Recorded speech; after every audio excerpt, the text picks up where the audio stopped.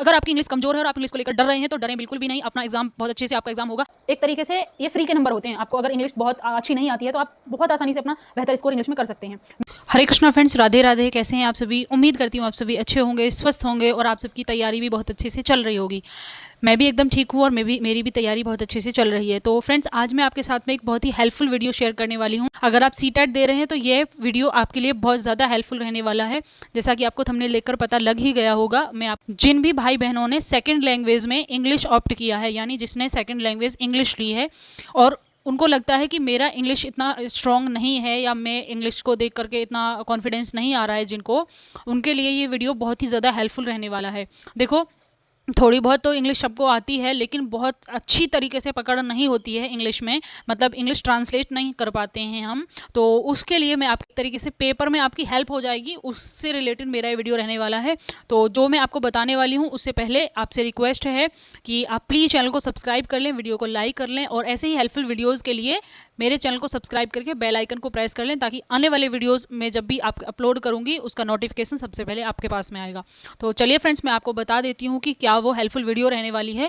तो सबसे पहले तो मैं आपको बता दूं, अगर आप पहली बार सीटेट दे रहे हैं और आपने सेकंड लैंग्वेज ऑप्ट किया है तो बिल्कुल डरने घबराने वाली बात नहीं है, कोई दिक्कत नहीं है। क्योंकि सीटेट के एग्ज़ाम में ऐसा रहता है कि 15 नंबर तो आपको बिल्कुल ऐसे मतलब हलवे के रूप में दे दिए जाते हैं। क्योंकि आपको पता होगा जैसा कि 5 सब्जेक्ट रहते हैं, हिंदी, इंग्लिश, ईवीएस, सीडीपी और मैथ, ये 5 सब्जेक्ट रहते हैं। इतना बेसिक तो सबको पता होता है। साथ ही सभी सब्जेक्ट का एक अलग अलग पोर्शन रहता है। पहले 1 से 30 तक क्वेश्चन रहते हैं सीडीपी के, उसके बाद हिंदी, इंग्लिश, जैसे जैसे मतलब आगे बढ़ता चला जाता है वैसे वैसे का नंबर ऑफ क्वेश्चंस रहते हैं। ठीक है, तो अगर आपने सेकेंड लैंग्वेज इंग्लिश ली है तो आपको जो 121 से लेकर के और 150 तक के जो क्वेश्चन रहेंगे वो आपके क्या इंग्लिश लैंग्वेज के रहेंगे। ठीक है, ऐसे ही अगर आपने सेकंड लैंग्वेज हिंदी ली है तो ऐसे ही उसमें रहेगा, मतलब 121 से लेकर के 150 तक हिंदी के क्वेश्चन रहेंगे। तो जो स्टार्टिंग के 15 क्वेश्चन रहते हैं वो तो कुछ तो ग्रामर से रहते हैं, कुछ अनसीन पैसेज से रहते हैं और कुछ वोकेबलरी के क्वेश्चंस रहते हैं। 15 जो क्वेश्चन रहते हैं, ऐसे हिंदी में ऐसे इंग्लिश में। लेकिन जो लास्ट वाले 15 क्वेश्चन रहते हैं वो क्वेश्चन रहते हैं हमारे पेडागोजी के। और बहुत सारे भाई बहनों को प्रॉब्लम रहती है कि हम इंग्लिश को इतने अच्छे से ट्रांसलेट नहीं कर पाते हैं और हम क्वेश्चन की लैंग्वेज को नहीं समझ पाते हैं, मतलब हमें नहीं पता चलता है कि क्वेश्चन में क्या पूछा गया है। ठीक है, बहुत सारे थोड़ा बहुत तो सबको समझ में आ जाता है लेकिन पूरा प्रॉपर तरीके से मतलब वर्ड टू वर्ड ट्रांसलेशन नहीं हो पाती है, तो हमें वो समझ में नहीं आ पाता है कि क्या रहता है। और बहुत सारे भाइयों का ऐसा ही होता है कि सिर्फ इंग्लिश लैंग्वेज की वजह से, क्योंकि उन्हें इंग्लिश लिया है, उसकी वजह से आप अपना सीटेट पास नहीं कर पाते हैं। देखो, अगर आपने स्टार्टिंग के 15 अनसीन पैसेज के जो क्वेश्चंस रहते हैं वो बहुत आसानी से हो जाते हैं। अगर आपको थोड़ा बहुत भी मतलब वर्ड को पहचानना और समझना आता है, थोड़ा बहुत भी, उससे हो जाता है, क्योंकि वो पूरा क्वेश्चन हमारे पैराग्राफ में दिया होता है और उससे रिलेटेड नीचे जो 4 ऑप्शन रहते हैं उसी में से एक को हम टिक कर देते हैं अपने क्वेश्चन के अकॉर्डिंग। इतना तो हर कोई कर लेता है। साथ ही रहा बात वोकेबलरी का, तो जिनका वोकेबलरी स्ट्रॉन्ग रहता है वो तो अच्छे से कर लेते हैं, लेकिन जिनका नहीं रहता है वो थोड़ा बहुत ऐसे ही मतलब तुक्के से भी काम चला लेते हैं, क्योंकि नेगेटिव मार्किंग नहीं होता है। हालांकि मैं नहीं कहूँगी कि आप तुक्का लगाना, आप ऑप्शन को एलिमिनेट करना। जैसे क्वेश्चन पढ़ के हमें समझ में आता है कि क्वेश्चन का सही आंसर क्या हो सकता है और क्या नहीं हो सकता, तो पहले जो गलत क्वेश्चन है, जो आपको लग रहा है कि ये क्वेश्चन तो नहीं हो सकता, ये तो क्वेश्चन मतलब ये जो ऑप्शन है ये गलत ही होगा, तो पहले उस क्वेश्चन को एलिमिनेट कर दो। तो एलिमिनेशन मेथड जो रहता है वो बेस्ट रहता है अगर हमें क्वेश्चन का सटीक आंसर नहीं पता है तो। ठीक है, अब बात करते हैं पेडागोजी की। तो पेडागोजी में क्या रहता है कि जो लास्ट वाले 15 क्वेश्चन रहते हैं उसमें पूरा एज इट इज जैसा वो इंग्लिश का पेडागोजी रहता है वैसा ही पेडागोजी का सेक्शन हिंदी में रहता है, बिल्कुल एक एक वर्ड वही रहता है।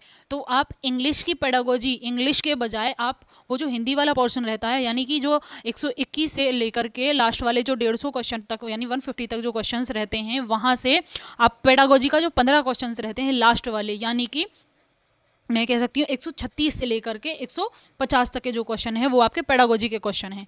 ठीक है, तो मैं आपको एक बार दिखा देती हूँ जिससे आपको इजीली समझ में आ जाएगा और आप अच्छे से वो कर पाएंगे। ठीक है, पेपर है और मैं आपको ये ओपन करके दिखाती हूँ। ये देखिए, ये तो पैराग्राफ वाला पोर्शन हो गया ये सारा, और ये इससे रिलेटेड क्वेश्चन हो गए ये सारे यहाँ तक। अब मैं आपको बताती हूँ, ये देखिए ये वाला जो 136 क्वेश्चन है, यहाँ से हमारा पेडागोजी का सेक्शन शुरू हो जाता है। यहाँ से लेकर और यहाँ 150 तक हमारा पेडागोजी का सेक्शन रहता है, यानी 15 क्वेश्चन हमारे पेडागोजी के रहते हैं। अब मैं आपको ये क्वेश्चन पढ़ के बताती हूँ, अगर आपको थोड़ा सा भी समझ में आता होगा ना तो आपको समझ में आ जाएगा इजीली। देखिए ये है, which one of the following is not true about an assessment, यानी मूल्यांकन के मतलब बारे में क्या सही नहीं है। लेकिन जब हम इन ऑप्शंस को पढ़ेंगे तो हमें अच्छे से पूरा प्रॉपर समझ में नहीं आएगा कि क्या सही है क्या गलत है। तो आपको क्या करना है, यहाँ से 136 क्वेश्चन को देखना है और आपको हिंदी वाले पोर्शन में आ जाना है। ये देखिए ये भाग 2 हिंदी, ठीक है। यहाँ से आपको यहाँ आ जाना है 136 क्वेश्चन में। ये देखिए same as it is question है आपका यहाँ पे, निम्नलिखित में से कौन सा आकलन के बारे में सही नहीं है। यहाँ से यहाँ आपको बहुत आराम से हिंदी इसकी मिल जाएगी। ऑप्शन भी बिल्कुल ऐसे ही रहते हैं जैसे इंग्लिश में रहते हैं, यानी यह विद्यार्थी की प्रगति की गति का मूल्यांकन करने में मदद करता है। ये तो हो गया 1 क्वेश्चन। अब यहाँ मैं आपको बताती हूँ इंग्लिश वाला जो पोर्शन है आपका, ठीक है। ये देखो, it helps to evaluate the pace of students progress. बिल्कुल एज इट इज़ है ना। अगर आपको इंग्लिश की ट्रांसलेशन नहीं आती है, मतलब आपको प्रॉब्लम होती है, 1-2 वर्ड तो आपको समझ में आ जाता है, लेकिन बिल्कुल वर्ड टू वर्ड आपको ट्रांसलेशन नहीं आती है, तो आपको क्या करना है, आपको वो क्वेश्चन आपके हिंदी से आपको अटैम्प्ट करने हैं, ठीक है। ये वाले हिंदी वाले पोर्शन से आपको अटैम्प्ट करने हैं। मैंने भी ऐसे ही किया था और मैं आपको बताऊँ बहुत अच्छा स्कोर रहा था मेरा। 103 मेरा सीटेट में स्कोर रहा था। ये देखिए सारे क्वेश्चन, एक क्वेश्चन की बात नहीं कर रही हूँ, सारे क्वेश्चन। ये देखिए मैं आपको और भी आगे क्वेश्चन पढ़ के बताती हूँ। देखो, अधिगम में रह गई कमियों को देखने के संदर्भ में त्रुटि विश्लेषण महत्वपूर्ण है क्योंकि ये सारे ऑप्शन है इसके, ठीक है। अब मैं आपको इंग्लिश वाले पोर्शन में लेके जाती हूँ। अब इस क्वेश्चन को पढ़ के देखिए, error analysis is important in order to look at the gaps in learning become. ये सारे क्वेश्चन ऐसे ही है। देखिए कोई भी आप क्वेश्चन उठा के पढ़ सकते हैं, कोई भी आपको same as it is question आपको हिंदी में मिलेंगे, मतलब इंग्लिश के क्वेश्चन हिंदी में मिलेंगे, पेडागोजी वाला सेक्शन खाली। तो ये कितनी मजे की बात है। मतलब अगर आपको इंग्लिश ट्रांसलेशन में थोड़ी सी भी प्रॉब्लम आती है तो आप अपने 15 क्वेश्चन आसानी से हिंदी से अटेम्प्ट कर सकते हैं और अपना बहुत बेहतर स्कोर कर सकते हैं। ये देखिए ये सारे क्वेश्चंस ऐसे ही हैं। ये देखिए मैं आपको 144 क्वेश्चन पढ़ के बताती हूँ। इसमें पूछा है पे को फे की तरह लिखना या 6 को 9 की तरह लिखना किस तरह के बच्चों द्वारा यह सामान्यतः गलती की जाती है। 144 ये देखिए, रीडिंग और राइटिंग P and B और 6 and 9 is common error among children with. ये मतलब एक तरीके से ये फ्री के नंबर होते हैं। आपको अगर इंग्लिश बहुत अच्छी नहीं आती है तो आप बहुत आसानी से अपना बेहतर स्कोर इंग्लिश में कर सकते हैं। तो फ्रेंड्स ऐसे ही आप अपना बेहतर स्कोर अपने इंग्लिश सब्जेक्ट में कर सकते हैं। मेरे 23 या 24 के समथिंग ही मार्क्स आए थे, जबकि मेरा बहुत अच्छा इंग्लिश का तैयारी उस टाइम पे नहीं हो पाया था। एक तो बहुत लंबा गैप था स्टडी के बीच में, जब मैंने सीटेट की तैयारी शुरू की थी, और उससे पहले मैं काफ़ी दिन पहले मैंने स्टडी मतलब अपनी छोड़ रखी थी। मैं बहुत लंबे समय से तैयारी नहीं कर रही थी। शायद 2 साल पहले का बात है, मैंने जब रीट पास किया था, रीट के टाइम पर मैंने इंग्लिश पढ़ा था। उसके बाद मैंने डायरेक्ट सीटेट के लिए इंग्लिश पढ़ा था, तो मेरा इतना स्ट्रॉन्ग नहीं था। मुझे इंग्लिश के लिए थोड़ा सा डर भी लगता था, लेकिन मेरा स्कोर जब मैंने देखा था, मेरा सीटेट में बहुत अच्छा स्कोर आया था। और इसी की वजह से, क्योंकि 15 नंबर मेरे बहुत अच्छे से हो गए थे, और ये जो 15 नंबर हैं जो पेडागोजी का सेक्शन है, क्योंकि मेरी सीडीपी बहुत अच्छी थी, मैंने बहुत अच्छे से सीडीपी की तैयारी करी थी, तो मेरा पेडागोजी में अंडरस्टैंडिंग अच्छा था, तो उसी वजह से मेरे 15 के 15 क्वेश्चन सही थे और बहुत अच्छा मेरा स्कोर रहा था उसके लिए। मतलब मैं बहुत सेटिस्फाई थी अपने स्कोर को लेकर के। हाँ, मेरा एक थोड़ा क्राइटेरिया मैंने बना के रखा था कि मैं 130 लेकर आऊँगी, 130 प्लस, लेकिन पॉसिबल नहीं हो पाया था। लेकिन 100 प्लस मेरा स्कोर रहा था और उससे मैं सेटिस्फाइड थी कि हाँ, जितना मैंने मेहनत किया था उसके अकॉर्डिंग मेरा मार्क्स जो है वो अच्छे आए हैं। तो आप लोग भी अपनी, अगर आपकी इंग्लिश कमज़ोर है और आप इंग्लिश को लेकर डर रहे हैं तो डरें बिल्कुल भी नहीं। अपना बहुत अच्छे से आपका एग्जाम होगा। अगर आप इस वीडियो को देखते हैं और इन चीज़ों को फॉलो करते हैं तो ज़रूर आपका स्कोर भी बेहतर होगा और आपका सीटेट का एग्जाम भी क्लियर होगा। आप डरें नहीं, घबराएं नहीं, बहुत अच्छे से अपनी तैयारी करें और अपनी तैयारी में लगे रहें, जुटे रहें, धीरे धीरे ही सही, लेकिन तैयारी को बिल्कुल भी छोड़ें नहीं, मतलब ड्रॉप ना करें।